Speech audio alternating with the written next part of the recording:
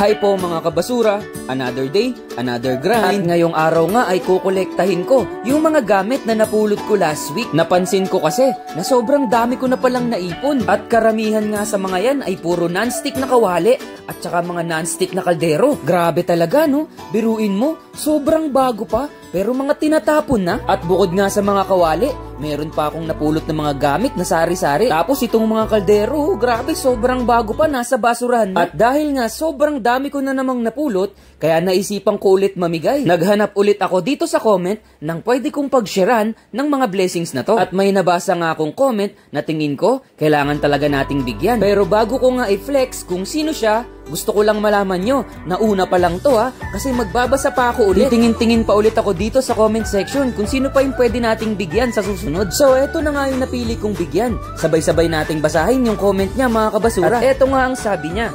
Siya si Ate Jamaela Shane Bastida. Hala, grabe, sobrang dami ng mapapakinabangan ng mga gamit po dyan, Sir Basurero TV. Sana pala rin din ako na mapili nyo kasi wala talaga kaming kagamit-gamit sa bahay namin. Sana sunod na padala ay ako naman ang makatanggap ng gamit sa bahay. Kita mo po itong ginagamit ko na pan? Lata lang ito. Pinagtsatsagaan ko lang. Mahal kasi yan dito, ang mga gamit na ganyan. Tapos tignan nyo din yung sinend niyang picture mga kabasura. Grabe nga no? Halatang sobrang tagal na nga ng kawali niya pero mukhang pinagtsatsagaan pa rin niya. Kaya naisip ko, deserve talaga nito mabigyan ng bagong kawali, di ba? Kaya sige, bigyan natin to mga kabasura para mapalitan na ni ate yung kawali niya. Mag-message ka po agad sa akin o kaya dito sa tindahan namin sa Mabis Korean Item. Nga pala, itinitinda ko po pala talaga itong mga to. Eto kasi yung pinagkakakitaan namin ni Mrs. bilang extra income. Bali ako yung nangongolekta dito sa South Korea, tapos ipapadala ko sa Pinas, siya naman yung magbebenta, siya na rin yung maglilinis, dito niya binebenta yan sa Mabis Korean Items. Pero kasi kapag nakakabasa ako ng mga ganyan comment katulad kay ate, naiisip ko na lang na bigyan na lang kaysa bentahan. Kasi nga, kaya nga hindi mapalitan kasi walang pambili, diba? Tapos bebentahan ko pa. Isa pa, maganda rin talagang sinasamahan ng pag-share ng blessing ang negosyo. Kaya kagaya ng sabi ko nga kanina, hindi pa si ate ang huli kasi magbabasa ulit ako dito sa comment section. Kasi naman sobrang dami nito tapos isa lang bibigyan ko, diba? Syempre hindi. Kaya mamimili tayo ulit. Pero balik po tayo dito sa tunay na nangyayari sa video. Eto nga palang mga napulot ko ay naipon ko to.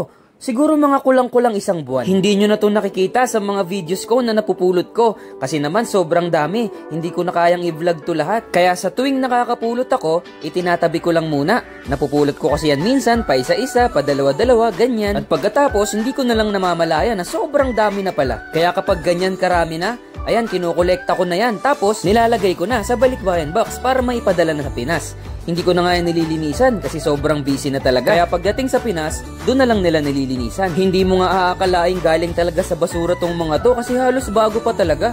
Yung karamihan, halos mga walang gasgas.